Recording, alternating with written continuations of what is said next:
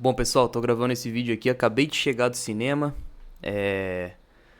E bom, como vocês viram no título, eu fui assistir. Ó, ganhei esse cartãozinho lá no cinema lá, ó. Muito bonitinho. Demon Slayer, Castelo Infinito. Um presentinho aqui, isso aqui tá escrito em espanhol, bom, se tá espelhada a câmera. Mas bonitinho, uma lembrança, um presentinho do cinema. Aliás, isso aqui só estavam dando pro pessoal que comprou na cadeira The Box, né? Aquela que mexe, que vibra e tal. Foi bem interessante, cara, realmente assistir o filme, uma cena de luta com o sentimento de vibração e tal. Claro que depois chega uma hora que atrapalha um pouco, você tá tentando prestar atenção. Tem algumas cenas muito sutis, por exemplo, o corvo voando, aí o corvo vai pra direita e a cadeira se mexe pra direita também. Aí é melhor você desligar, né? Mas muito bonitinho aqui, ó. Tá o Tanjiro, o Zenitsu e o Inozuki, né? Maravilha. Pessoal, esse aqui é um vídeo que eu vou estar falando assim de uma forma bem espontânea, sem edição, sem nada, tá? Até peço desculpas se o áudio tá um pouco ruim, mas enfim. Que belo filme, cara. Que belo filme. Sem dúvidas, eu acho que Kimetsu no Yaiba chegou num nível de animação que é surpreendente.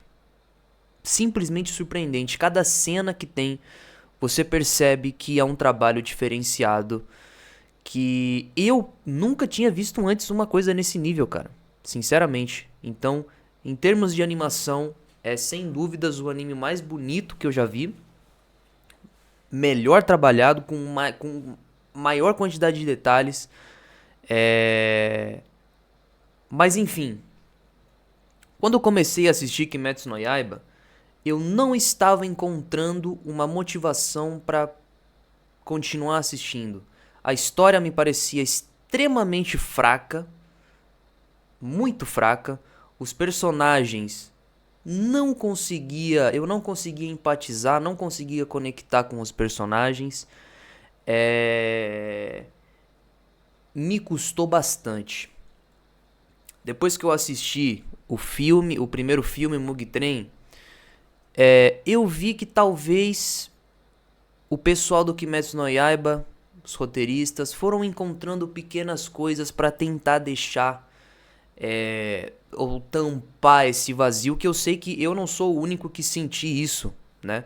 Na primeira temporada do anime, eu já vi outras pessoas falando a mesma coisa, tendo a mesma opinião, e inclusive vi muitas outras pessoas ficando puta com essas por esse tipo de opinião, né? Mas é uma opinião válida. Eu entendo esse pessoal que diz que não encontrou algo diferente em Kimetsu no Yaiba, a não ser a animação muito bonita, né? Acho que é uma coisa em comum que todo mundo fala. Mas enfim, vamos deixar tudo aquilo atrás e vamos focar agora no filme Castelo Infinito. A construção do filme, cara, é bastante específica, né? Porque ao invés de desenvolver a questão da luta principal que teve, que eu vou tentar não dar muito spoiler aqui, tá? Pra quem não assistiu, eventualmente vai ter algum ou outro, tá? Mas ao invés de ir desenvolvendo a luta principal com o protagonista da série, que é o Tanjiro no caso, ele vai te dando pequenos bocados, né? Por aqui, por lá. O filme, isso inclusive hoje de tarde eu tava fazendo uma live e teve um cara que entrou e falou: cara, não vai assistir o filme porque o filme é só flashback. Bom, eu acho que esse cara se confundiu um pouco, porque sim, existe o uso de flashbacks que eu acho que é válido e é muito bem utilizado nesse caso. Os flashbacks, que são coisas que aconteceram que nós já vimos, seja no filme passado ou nas temporadas passadas, em episódios passados, que o filme te lembra. Isso é válido, tá? Só que as outras questões que acontecem não são flashbacks, porque a gente não viu, são parte do back history de muitos personagens. Inclusive eu achei interessante que nesse filme temos bastante de back history dos demônios, né? Ou pelo menos das pessoas que se converteram em demônios, no caso, depois, né? Então, eu achei isso muito legal. Tem alguns ali que tem histórias realmente fascinantes, né? Você questiona o motivo moral pelo qual ele se converteu em um demônio. Alguns voltam atrás, outros mantêm esse mesmo pensamento que os fez converter. Então é muito interessante. Então eu acho que esse cara se confundiu com a questão dos flashbacks. Nós temos alguns flashbacks, mas eu acho que o que ele quis dizer era em relação às back histories, né? Porque sempre tá numa cena muito foda de luta, para a cena de luta e vai pro back history explicar o porquê que esse personagem tá ali, o que ele era antes, como que ele fez, como que foi a caminhada dele e tal. Back history, tá contando a história por trás do personagem, tá? Então, teve isso, mas que é uma coisa que eu aprecio bastante. Eu gosto muito do back history em personagens, especialmente quando são personagens secundários ou quando são personagens que são importantes na série e que você sabe muito pouco sobre ele. Então é interessante, é importante. Talvez o filme abusou um pouquinho. Talvez abusou um pouquinho, né? Poderia ter recortado um pouco e tal. Mas beleza, eu achei legal, achei interessante. Tem cenas muito sentimentais, muito fortes, né? Inclusive, bom, eu não quero dar spoiler, pessoal. Não vou dar spoiler por enquanto. Talvez eu faça um outro vídeo já com um senso um pouco mais analítico, onde eu vou ter que dar, eventualmente, alguns spoilers. Outro ponto importante que eu tenho que citar aqui é o som. Cara, eu adorei, cara. Adorei. Cada cena tá construída instrumentalmente de uma forma magistral. Perfeito, cara. Perfeito. Todo som, todo efeito sonoro, toda música, tudo, cara, tudo relacionado à construção sonora que tem esse filme foi muito bom. Eu achei impressionante, impecável. Um trabalho de sonorização impecável, né?